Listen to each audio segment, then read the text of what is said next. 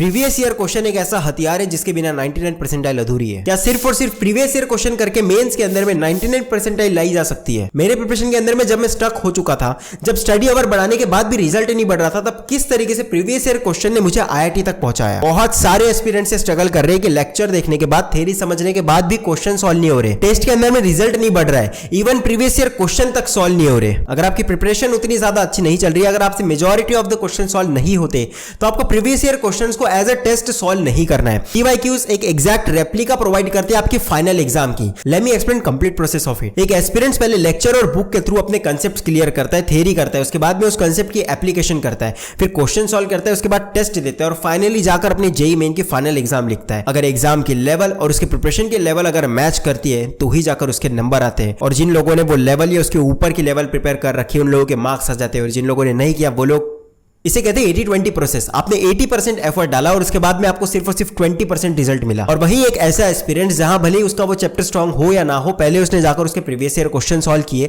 उसका एक पैटर्न समझने की कोशिश की, एग्जैक्ट लेवल समझने की कोशिश की, उसके अंदर में किस टॉपिक के क्वेश्चन पूछे जा रहे हैं वो समझने की कोशिश की, और उसके बाद में जाकर अपनी प्रिपरेशन स्टार्ट किया, उसके क्वेश्चन सॉल्व करना स्टार्ट किया, तो वो सबकॉन्शियस माइंड में कहीं ना कहीं वो चीज सेट हो जाती है कि इसी लेवल के ऊपर में पढ़ना है, इस टॉपिक से पढ़ना है। और previous year question exact replica होती है आपके फाइनल एग्जामिनेशन की। सो अगर आप उस सेम पैटर्न को समझकर अगर उसी पैटर्न के अलोंग अपनी प्रिपरेशन करते हो, सो इसे कहते हैं 20-80 रूल। मतलब आपने 20% एफर्ट डाला और आपको 80% रिजल्ट्स मिले। और जैसे मैं हमेशा कहता हूं, JEE main is not like JEE advance. JEE main में एक साल के अंदर में 25 से 26 अलग अलग शिफ्ट के पेपर होते हैं, और एक एक पेपर के अंदर में 90 क्वेश्चंस होते हैं, और हर बार इस तरीके के नए क्वेश्चंस बनाना बिल्कुल पॉसिबल नहीं है। जेईई मेन सेम टाइप के क्वेश्चंस को उसी के अंदर में थोड़े वैल्यूज चेंज करके, थोड़े टॉपिक ऊपर नीचे करके वही क्वेश्चन नेक्स्ट ईयर भी देता है। और जहां ये सारी चीजें समझकर इसके अलोंग पढ़ने की जरूरत है, वहीं ज्यादातर एस्पिरेंट्स प्रीवियस ईयर क्वेश्चन को एज अ टेस्ट देकर खुद को जज करते हैं। Now let's discuss during my preparation, जब मैं स्टक हो चुका था, जब मेरा स्कोर बिल्कुल भी नहीं बढ़ रहा था,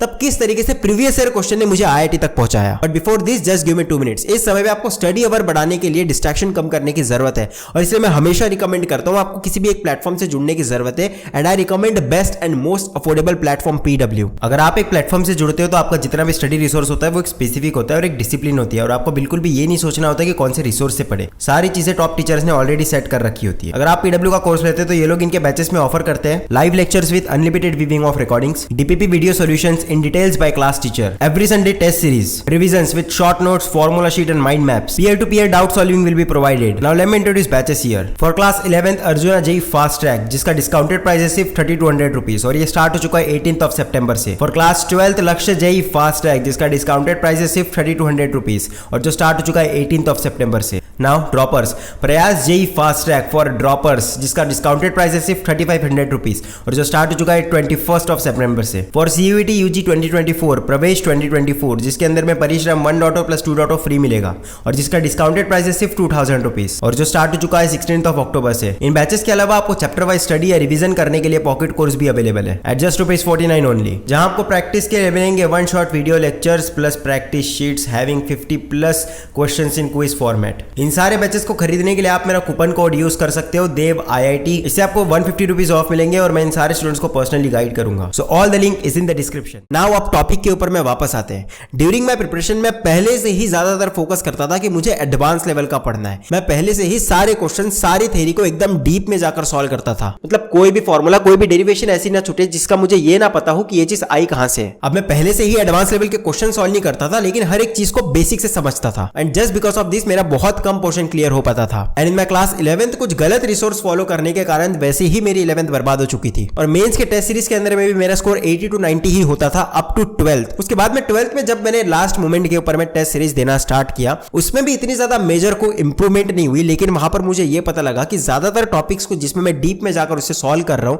उसके ज्यादातर क्वेश्चंस ही नहीं पूछे जा रहे मेंस के अंदर में, या कंपैरेटिवली बहुत ज्यादा कम क्वेश्चंस है। उसके बाद टेस्ट का रिजल्ट आने के बाद में हर क्वेश्चन के बाद ये रियलाइज होता था कि ये क्वेश्चन अगर मैं ऐसे सोचता तो ये तो सॉल्व हो सकता था। उसके बाद हर टेस्ट का रिजल्ट आने के बाद, हर क्वेश्चन के बाद मुझे ये रियलाइज होता था कि ये सारी चीजें तो मुझे लेक्चर में पढ़ा रखी है, अगर मैं बस इतना ही कर लेता तो ये क्वेश्चन तो मेरे से सॉल्व हो जाता। फाइनली मैं अपना मेंस का फर्स्ट अटेम्प्ट देता हूं, और उसके अंदर में मेरे सिर्फ और सिर्फ 93 परसेंटाइल है। उसके बाद में सेकंड अटेम्प्ट के लिए सिर्फ और सिर्फ 1 महीना बचा हुआ था, और उस 1 महीने के दौरान मैंने कुछ ऐसा किया कि सेकंड अटेम्प्ट के अंदर में मेरे 99 परसेंटाइल आते हैं। सबसे पहले तो ये डिसाइड किया कि अभी मुझे सिर्फ और सिर्फ जेईई मेंस के अलोंग ही पढ़ना है। उसके बाद में मैंने लिस्ट बनाई स्ट्रॉन्ग, मीडियम और वीक चैप्टर्स की, और जितने जितने भी वीक चैप्टर्स थे मैंने उससे स्टार्ट किया। सो स्टेप नंबर 1, सबसे पहले मैं उसके 25 से 30 प्रीवियस ईयर क्वेश्चन सॉल्व करता था एज अ टेस्ट, जिसमें से 5 से 6 क्वेश्चन सॉल्व हो पाते थे और उसके बाद में मैं उस क्वेश्चन से सीखने की कोशिश करता था कि किस लेवल के क्वेश्चन पूछे जा रहे हैं, किस पैटर्न के क्वेश्चन पूछे जा रहे हैं और कौन से मेजॉरिटी टॉपिक पे क्वेश्चन पूछे जा रहे हैं। और जैसा कि टाइम बहुत ज्यादा कम था, उसके बाद फिर मैं जाकर उसके जो वन शॉट होते हैं उस वन शॉट की मैं पीडीएफ डाउनलोड करता था और उस पीडीएफ से पढ़ता था। उस पीडीएफ से जो स्पेसिफिक पार्ट मुझे समझ नहीं आया वो जाकर फिर मैं वन शॉट लेक्चर में देखता था।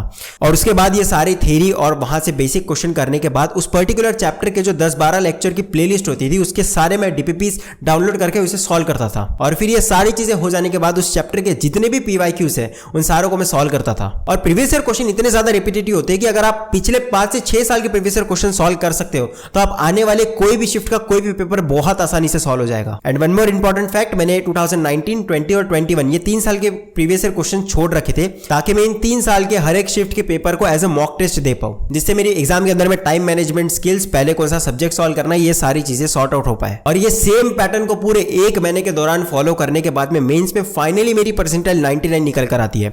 और उस समय पे मुझे ये चीज रियलाइज हुआ है कि मेन को क्लियर करना बहुत ज्यादा आसान है, बस आपको पैटर्न समझने की जरूरत है। So I hope this video will help you.